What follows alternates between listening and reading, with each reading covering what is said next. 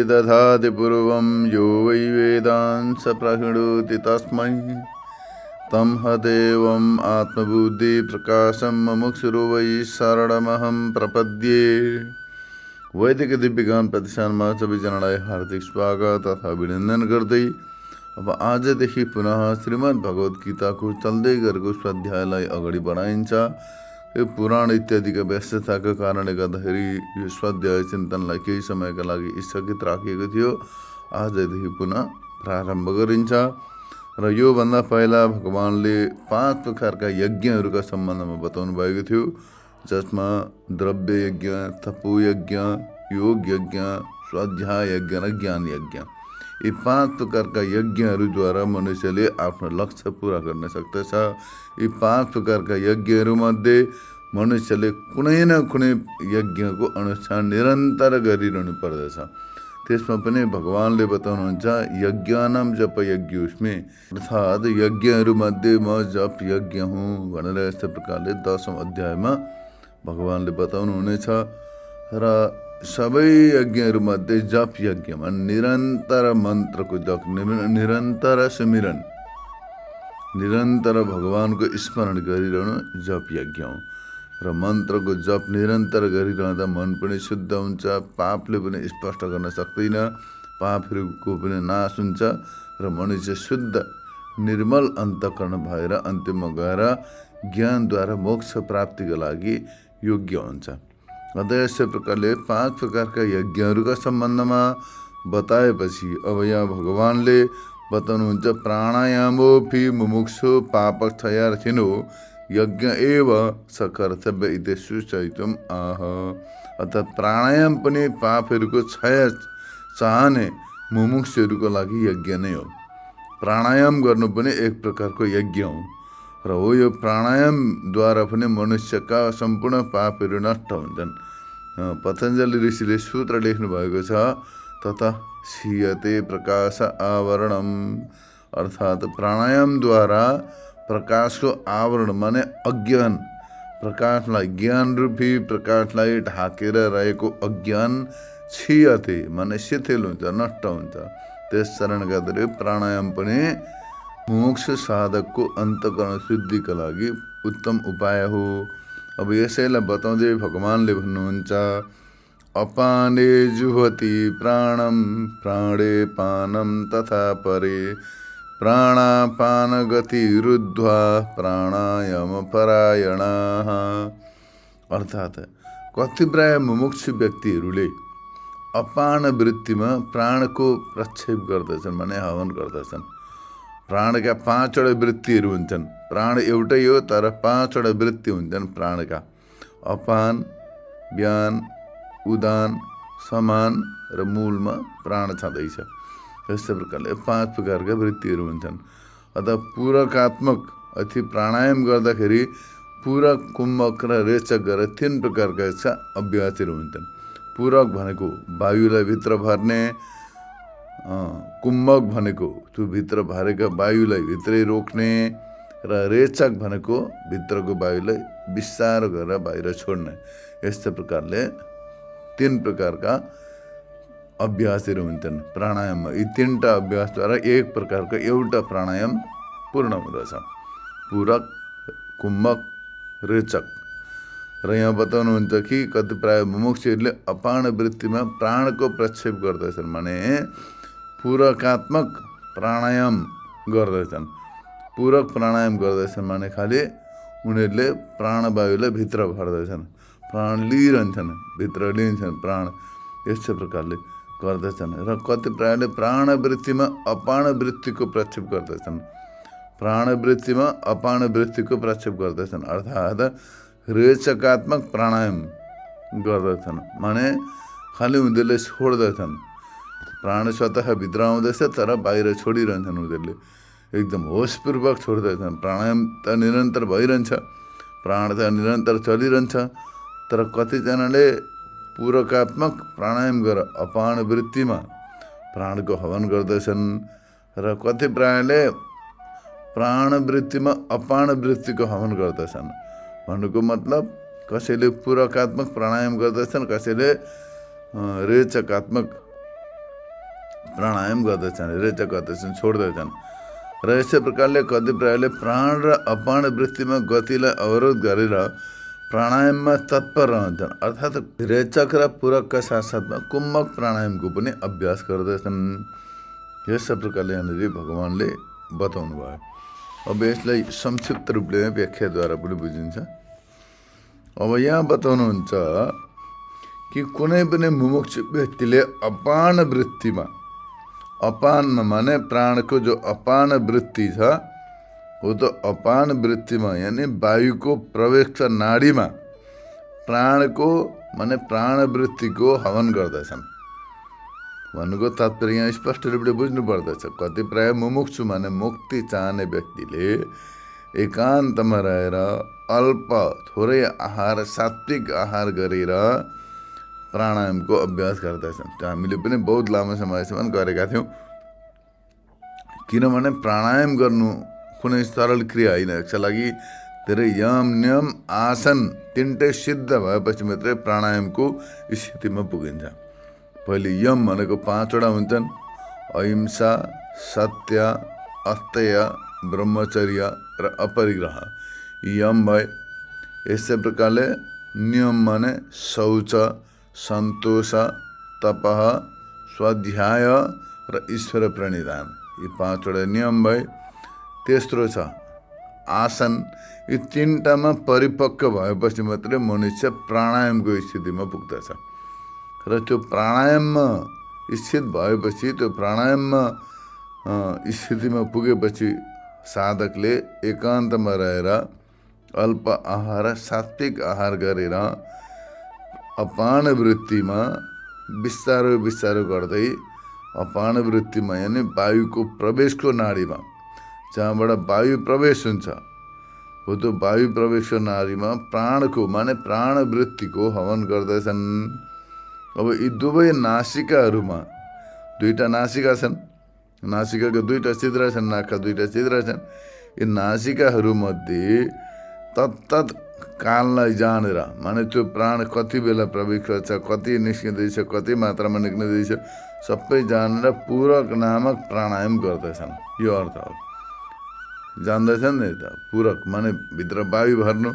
कतिमा चाहिँ अब प्राणायामको नियम के छ भने, मानिलिउँ गायत्री मन्त्र जप्दै प्राणायाम गरिँदैछ भने अब एकपल्ट गायत्री मन्त्र जपेर एकखेप प्राणलाई भित्र भरियो भने 2पल्ट गायत्री मन्त्र जपेर भित्रै रोक्नु पर्दछ र 2 को डबल 4पल्ट प्राणायाम मतलब 4पल्ट गायत्री मन्त्रको स्मरण गर्दै त्यो प्राणलाई बाहिर निकाल्नु पर्दछ, सास छोड्नु पर्दछ।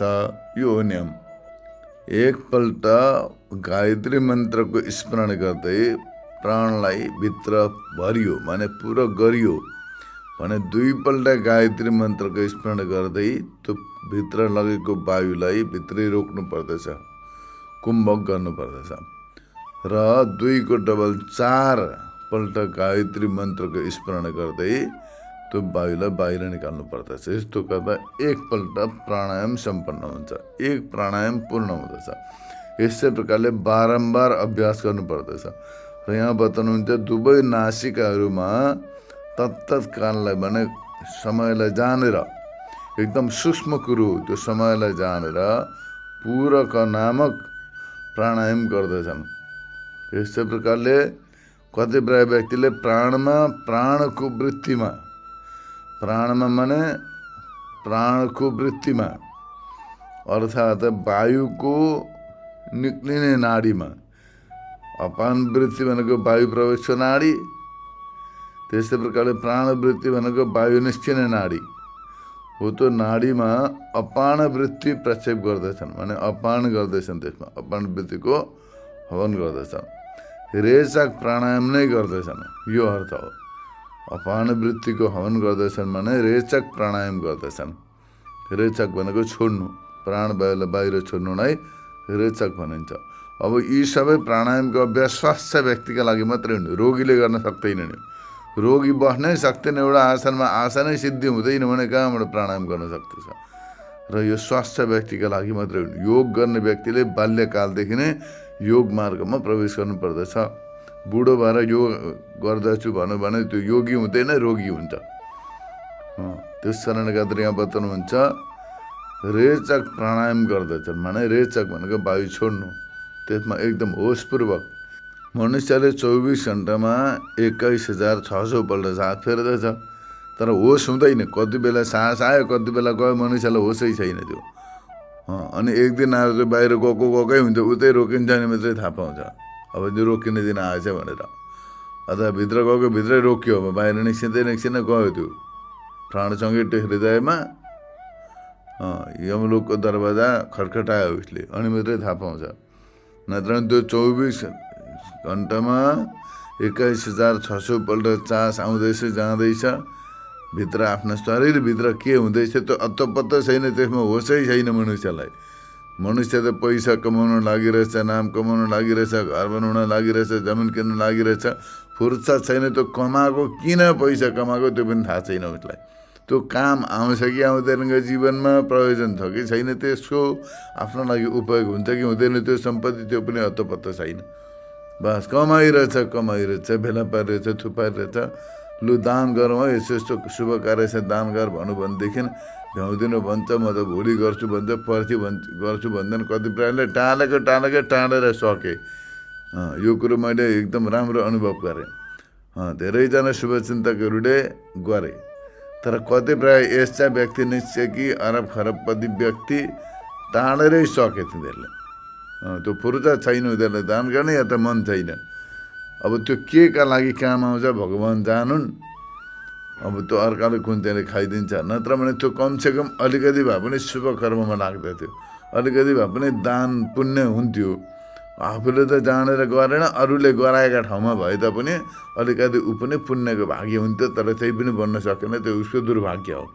अब आफ्नो कार्य त सिद्ध भयो, थालेको कार्य त सिद्ध हुन्छै हुन्छ, पुण्य कर्म राम्रो सम्पादन भइगयो, तर अब ऊ वञ्चित रह्यो, त्यसमा ऊ ठग्यो। त्यसमा पुण्य कर्म शुभ कार्यबाट ऊ ठग्यो। दान पुण्य हुन्थ्यो, उसले स्वयं त गर्न भ्याएन, धारणा थिएन, फुर्सद थिएन। अरूले गराएका ठाउँमा पनि सहभागी बन्ने अवसर, एउटा भाग्यले गर्दा पुण्य त प्राप्त भएको थियो, सौभाग्य प्राप्त भएको थियो, एउटा अवसर पाएको थियो, त्यो पनि चुकेर गयो। बडो विचित्रको प्राणी हुन्छ मनुष्य। अब यस्ता प्रकारले भगवानले बताउनुहुन्छ कि यो अब होस छैन मनुष्यलाई। 24 घण्टामा 21,600 पल्ट मनुष्यले सास फेर्दछ, तर कति बेला आयो कति बेलाको होस छैन। तर योगीहरूले यो विषयलाई जान्दछन्।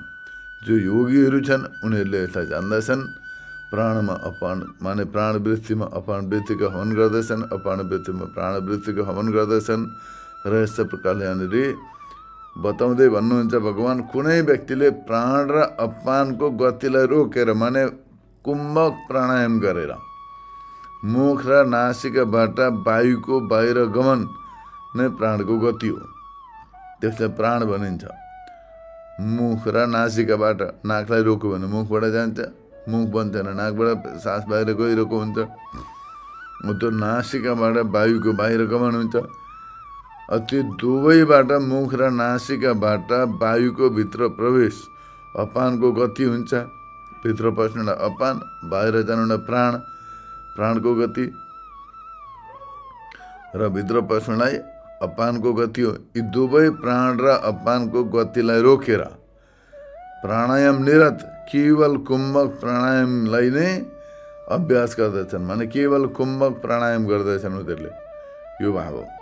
अथवा अरू कसैले प्राणायाम परायण मुमुक्षु, केवल प्राणायामद्वारा नै मोक्ष गतिलाई प्राप्त गर्न चाहन्छु भन्ने यस्ता प्रकारका मुमुक्षुले प्राण र अपान दुवैको गतिलाई मुख र नासिकाबाट वायुको निर्गम र प्रवेशको त्रिपुटीमा रोकेर, त्रिपुटीमा रोक्दछन्।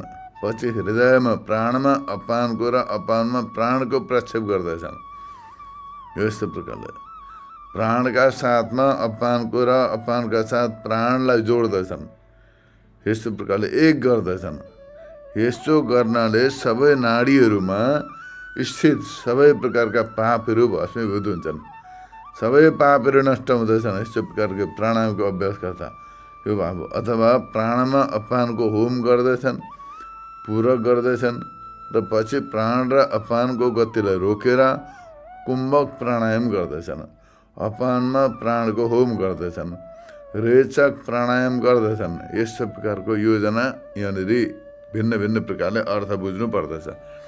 यस्तो प्रकारले यहाँनिर बताउनु भयो भगवानले। अब यहाँ भगवानले अगाडि भन्नुहुन्छ, अपरे नियताहारा प्राणन् प्राणेषु जुह्वति सर्वेप्येते यज्ञविदो यज्ञक्षपितकल्मषाः यज्ञशिष्टामृतभुजो यान्ति ब्रह्म सनातनम् नायं लोकोस्य यज्ञस्य कुतुन्य कुरुसत्तमः। अब यस्तै प्रकारले 30 र 31 श्लोकको एकै साथ यहाँ व्याख्या गरिन्छ। अब यसै गरी कतिपय व्यक्तिहरूले स्वल्प आहार गर्दै, माने थोरै आहार गरेर धेरै खाने व्यक्तिले योग साधना गर्न सक्दैन, भजन ध्यान केही गर्न सक्दैन धेरै खाने व्यक्तिले।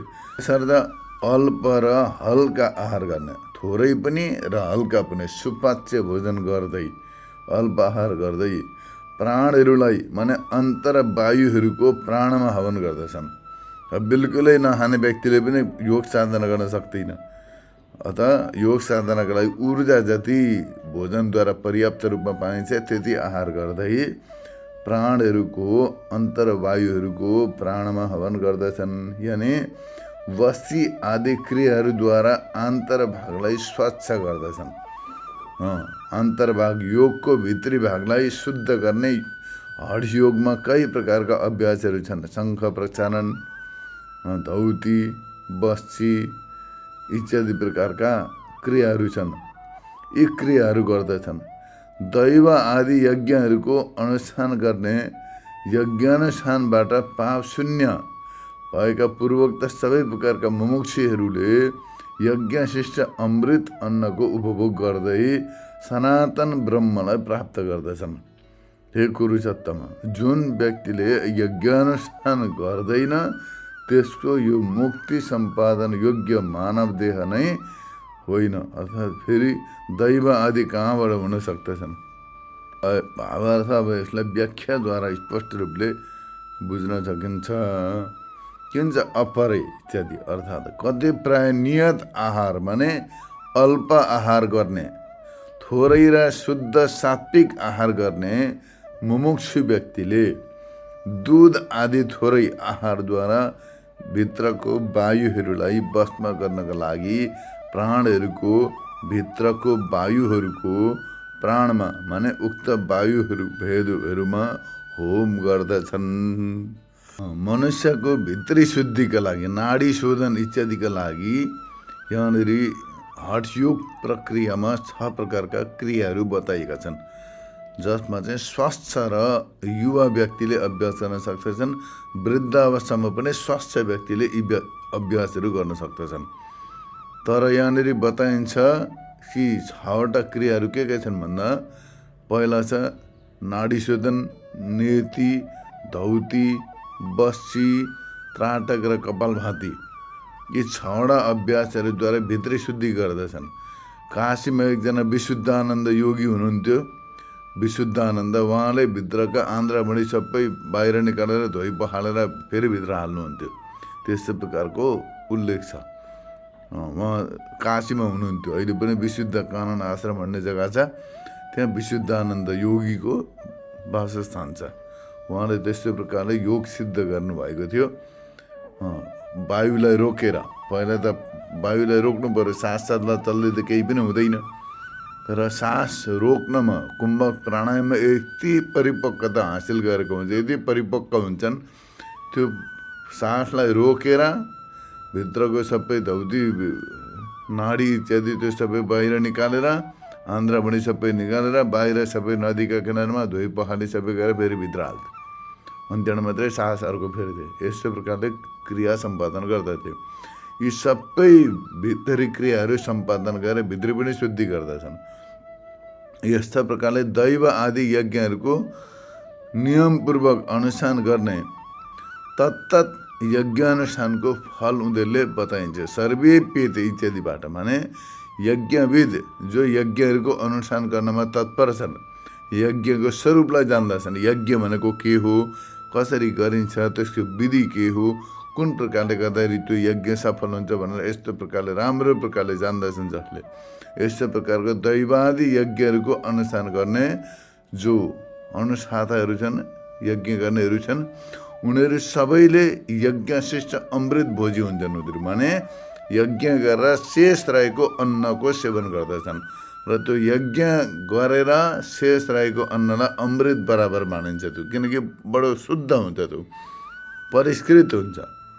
अस्ति पनि बताइएको थियो कि यज्ञ गरेर पञ्चमहायज्ञको अनुष्ठान गरेर तथा देवादी यज्ञहरूको अनुष्ठान गरेर जो अन्न शेष रहन्छ, उब्रेको जो अन्न हुन्छ त्यो अमृत बराबर हुन्छ। त्यो अन्न बडो शुद्ध हुन्छ, परिष्कृत हुन्छ। त्यो यज्ञ गरिसकेपछि अन्नको शुद्धि हुन्छ, दान गरिसकेपछि धन शुद्ध हुन्छ। त्यस कारणले गर्दाखेरि यी शुद्धिकरणका लागि सबै यज्ञ आदि अनुष्ठान, दान आदि अनुष्ठानहरू पनि सम्पादन गर्ने शास्त्रीय विधान छ। र यज्ञविद माने जसले यज्ञको अनुष्ठान गर्दछन्, दान गर्दछन्, पुण्य गर्दछन् र सबै गरिसकेर जो आफूसँग शेष रहन्छ अन्न त्यसको सेवन गर्ने व्यक्तिलाई अमृत भोजी मानिन्छ। भने यज्ञ गरेर शेष रहेको अन्न अमृत बराबर हुन्छ र त्यो अमृत बराबर अन्नको सेवन उनीहरूले गर्दछन्। यज्ञको अनुष्ठानको अनन्तर हुनको कारण यसको अन्न पनि यज्ञशिष्ट हुन्छ।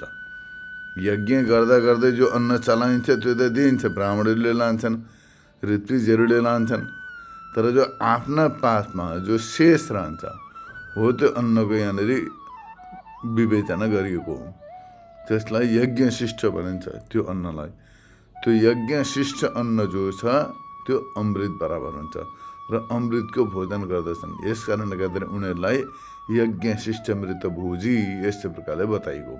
अथवा यज्ञको अनुष्ठानबाट शिष्ट माने यज्ञशिष्ट, यज्ञको अनुष्ठान गरेर शेष रहेको हुनाले गर्दाखेरि त्यसलाई यज्ञशिष्ट भनिन्छ। नित्य हुनाले गर्दाखेरि अमृतका हाल हो त्यो, त्यसलाई अमृतको समय मानिन्छ। भोजनको साथमा सम्बन्ध हुनुको कारण अमृत शब्दले यहाँनिर अमृत शब्दबाट बताइएको समय हो। यज्ञानुष्ठानबाट अवशिष्ट जो अमृत रूप काल छ त्यसमा भोजन गर्दछन्। माने मनुष्यको जो आयु छ, समय छ, त्यो त यतिकै बितेर गइरहेको छ, तर साधकहरूले के गर्छ, पुराका पुरा समयको सदुपयोग गर्दछन्। सामान्य जनले समयको सदुपयोग गर्दैनन्, समय बर्बादी गर्दैछन्। त्यो कसैले तास खेल्छन्, क्यारम बोर्ड खेल्छन्, हावाका गफ लडाउँछन्, त्यस कारणले गर्दाखेरि समय बर्बाद गर्दछन्। तर उत्तम कोटिका व्यक्तिहरूले समयको बर्बादी गर्दैनन्, निरन्तर सत्कर्ममा प्रवृत्त भइरहन्छन्। उपरोक्त पञ्चमहायज्ञको सम्पादन गर्दछन् र त्यस्तै प्रकारले दैवादी अनुष्ठान गर्दछन्, जप यज्ञ गर्दछन् र त्यो यज्ञद्वारा जो समय शेष रहन्छ हो त्यो समयमा अलिकति जीवन धारण गर्नका लागि अन्नको सेवन गर्दछन्।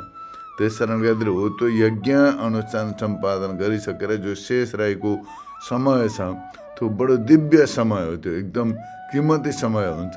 हो त्यो समयमा उनीहरूले भोजन गर्दछन्, त्यसमा भोजन गर्दछन्। अतः यज्ञशिष्ट अमृत भोजी माने यज्ञ सम्पादन गरेर शेष रहेको जो दिव्य समय छ हो त्यो समयमा उनीहरूले भोजन गर्दछन्। त्यस कारण उनीहरू अमृत भोजी हुन्। त्यो समय पनि के हो, सदुपयोग गर्दछन् उनीहरूले। यस्तो प्रकारले यज्ञ छापित कल्म छ, अर्थात् नियमपूर्वक अनुष्ठान गरिएको यज्ञबाट नष्ट हुँदछन् सबै प्रकारका पापहरू। जसका सबै प्रकारका पापहरू यज्ञ अनुष्ठान गरेर नष्ट भएका छन् उनीहरूलाई यज्ञ छापित कल्म छ भनेर बताइएको। जसले निरन्तर यज्ञको सम्पादन गरेर सबै प्रकारका पापहरू नष्ट गरेका छन्, सबै प्रकारका पापहरू नाश गरेर शुद्ध भएका छन्, परिष्कृत भएका छन् भने उनीहरूलाई यज्ञ छापित कल्म छ भनिन्छ। तात्पर्य यज्ञको अनुष्ठानबाट ज्ञानको प्रतिबन्धक जति पनि कर्महरू छन्, सञ्चित कर्महरू छन्, सब नष्ट भएका छन्। यज्ञको अनुष्ठानले जो ज्ञानका लागि प्रतिबन्धकका रूपमा रहेका अशुभ कर्महरू नष्ट हुन्छन्। अशुभ कर्मको संस्कारका कारणले गर्दाखेरि ज्ञान श्रवण गरे तापनि टिक्दैन, मनमा रहँदैन, किनकि पाप छ भित्र। जन्म जन्मान्तरका सञ्चित कर्महरू छन्, पाप पुण्यहरू छन्। त्यस कारणले गर्दाखेरि त्यो श्रवण गरेको ज्ञान टिक्दैन, रहँदैन, त्यो वृत्ति बन्न सक्दैन। तर अब यज्ञानुष्ठानको द्वारा ती सबै प्रकारका पाप पुण्य इत्यादि सञ्चित कर्महरू नष्ट भएपछि के हुन्छ, अन्तःकरण परिशुद्ध हुन्छ र त्यो ज्ञान पनि स्थिर हुन्छ त्यसमा। र यस्तो प्रकारको ज्ञान स्थिर हुनमा सक्षम सबै प्रकारका पापहरू नष्ट भएका त्यो विशुद्ध अन्तःकरण सम्पन्न साधकलाई यज्ञ छब्बित कल्मष भनेर बताइएको यहाँ। यस्तो प्रकारले यज्ञ छब्बित कल्मष भएर एक अनुष्ठानबाट ज्ञानको प्रतिबन्धक निशेष नष्ट भएका छन्। यस्तो प्रकारले यज्ञ छब्बित कल्मष भएर एक बारको सद्गुरुको उपदेशबाट नै आत्मज्ञानलाई प्राप्त गरेर सनातन माने सच्चित आनन्दैक रस नित्य ब्रह्मलाई प्राप्त गर्दछन्। यस्तै प्रकारले यज्ञ छब्बित कल्मष भएर माने यज्ञद्वारा सबै प्रकारका सञ्चित कर्म शुभाशुभ सबै प्रकारका कर्महरू नष्ट भएर एकदम विशुद्ध अन्तःकरण भई सद्गुरुको उपदेशबाट माने वेदान्तको श्रवण मनन निध्यासन सम्पन्न श्रोत्रिय ब्रह्मनिष्ठ गुरुका मुखारविन्दबाट आत्मतत्त्वको श्रवण गरेपछि एकैपल्ट सुन्दाखेरि उनीहरूलाई तत्त्वको ज्ञान हुन्छ। एकैपल्ट सुनेपछि उनीहरूले तत्त्वको ज्ञान प्राप्त गर्दछन् र त्यो ज्ञान प्राप्त गरेपछि उनीहरूले सनातन सच्चित आनन्दिक रस नित्य ब्रह्मलाई प्राप्त गर्दछन्। र ज्ञान उत्पन्न नहुँदा क्रम मुक्ति हुन्छ। ज्ञान उत्पन्न भयो भने सद्य मुक्ति हुन्छ। मुक्ति दुई प्रकारका हुन्छन्, सद्य मुक्ति र क्रम मुक्ति। ज्ञान प्राप्त भयो भने ज्ञानी व्यक्तिको सद्य मुक्ति हुन्छ, ज्ञान प्राप्त हुने बित्तिकै मुक्त हुन्छन्। तर अब ज्ञान प्राप्त छैन भने अर्को हुन्छ क्रम मुक्ति। क्रम मुक्ति हुँदछन्, क्रम मुक्त।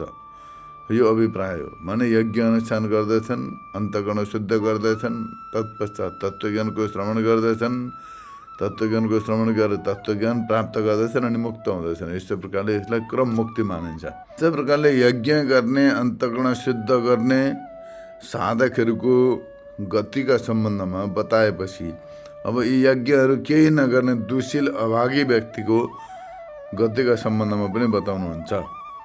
माने जसले यज्ञ नै गर्दैन, मनुष्य सुलभ पाए यज्ञ पनि गर्दैन, यी जो यज्ञहरू बताइए धेरै प्रकारका यज्ञहरू, 5 प्रकारका यज्ञहरू, त्यसै प्रकारले प्राणायाम इत्यादिका सम्बन्धमा बताइयो। यी यज्ञहरूमध्ये केही गर्दैन, खालि कमाइरहेछ, खाइरहेछ, द्रव्यका पछाडि परिरहेछ, अर्थ लोलुप छ, भोग विलासमा डुबिरहेछ भने त्यस्ता प्रकारका व्यक्तिको माने अयज्ञको, जसको त्यसमा यज्ञहरूमा एउटा पनि यज्ञ गरेको छैन, जसले मोक्षको साधन केही पनि गर्दैन भने त्यस्ता व्यक्तिलाई अयज्ञ भनिन्छ। जसले यज्ञहरूमध्ये केही गर्दैन भने त्यसलाई अयज्ञ भनिन्छ। त्यसो मोक्ष धर्मदेखि शून्य दुर्बुद्धि दुष्टबुद्धि भएका व्यक्तिको यो लोक भनेको जो देखिँदैछ संसार यो पनि नष्ट हुँदछ। यो देह अर्थात् मुक्ति सम्पादन गर्न योग्य यो मनुष्य शरीर जो छ यो पनि सम्भव हुँदैन। अब यो जन्म त पाए उसले कसो कसो गरेर जन्म जन्मान्तरका पुण्यले गर्दा अब पुनः त फेरि त यो मनुष्य चला त्यसले पाउँदैन। त्यसका लागि सम्भवै हुँदैन मनुष्य दुःख भनेदेखि तब यसदेखि अन्य दैव ब्राह्म शैव आदि देह कहाँबाट प्राप्त हुने त्यसलाई?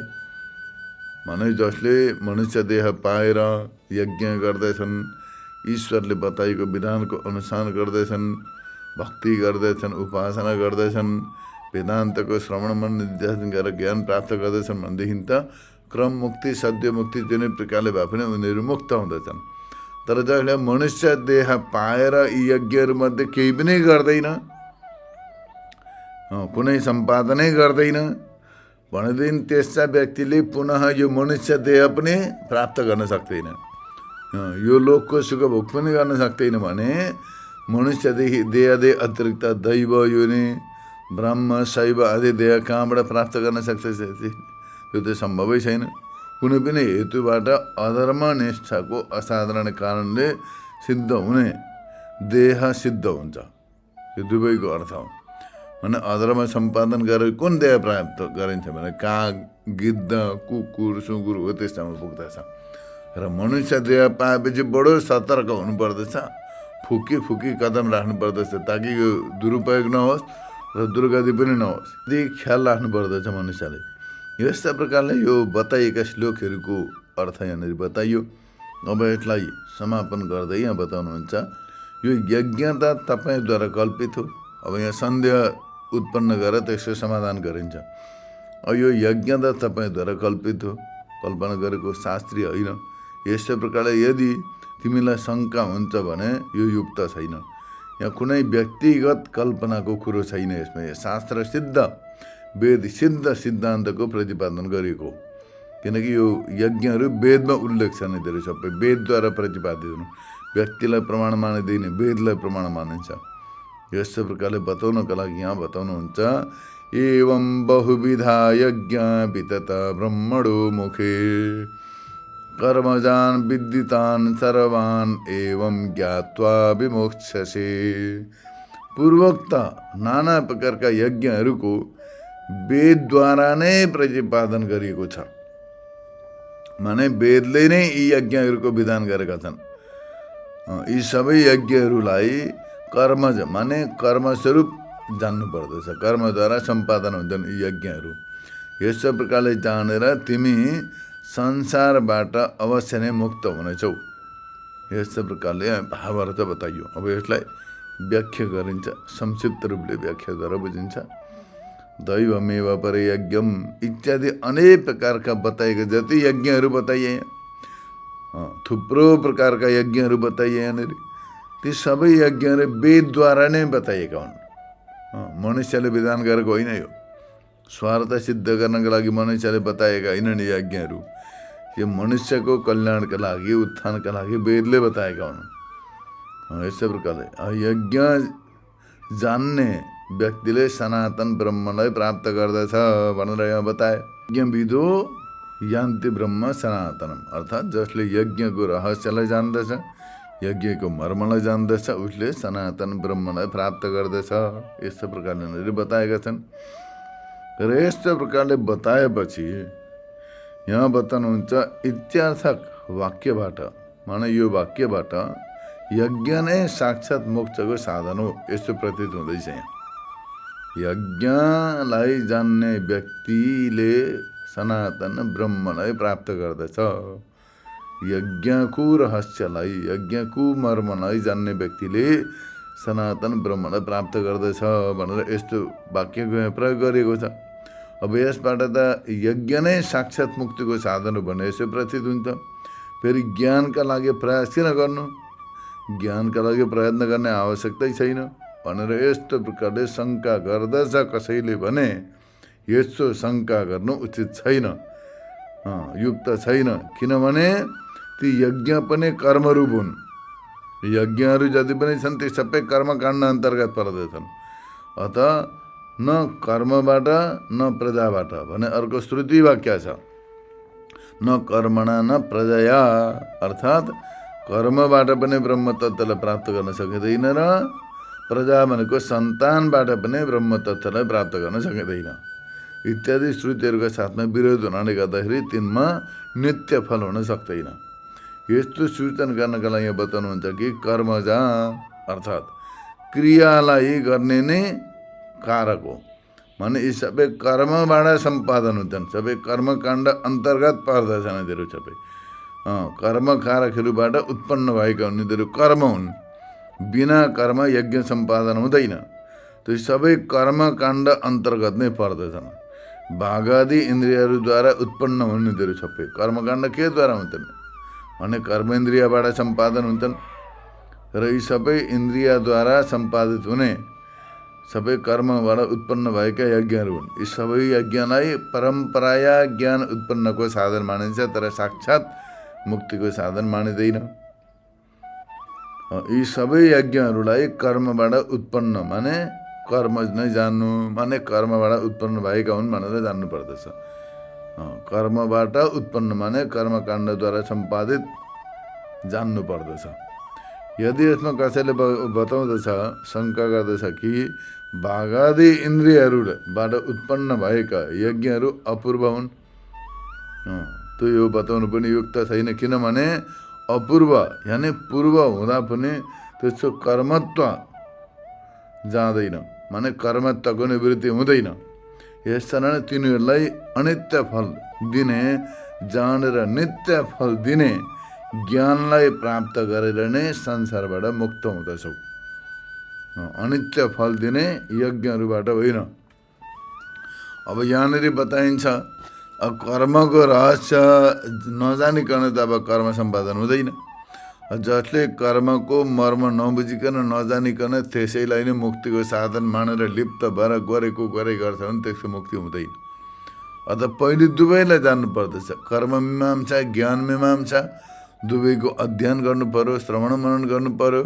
र कर्मको मर्म नबुझेर कर्म चाहिँ अन्तःकरणको शुद्धिको साधन हो, अन्तःकरण शुद्धिको साधन कर्म हो भनेर निश्चय भावले कर्म सम्पादन गर्नु पर्दछ। तर अब यो कर्म नै मुक्तिको साधन हो भने त्यसैमा लिप्त हुनु हुँदैन। कर्म चाहिँ मुक्तिको साक्षात् साधन, ज्ञान प्राप्तिको एउटा उपाय हो, अन्तःकरण शुद्धिको साधन हो।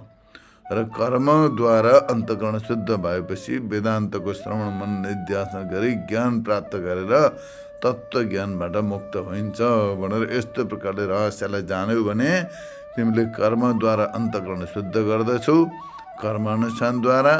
र अन्तःकरण शुद्ध भएपछि वेदान्तको श्रवण मनन गर्दछौ र श्रवण मनन निध्यासनबाट तत्त्व ज्ञान प्राप्त गरेर ब्रह्म साक्षात्कार गरेर मुक्त हुनेछौ।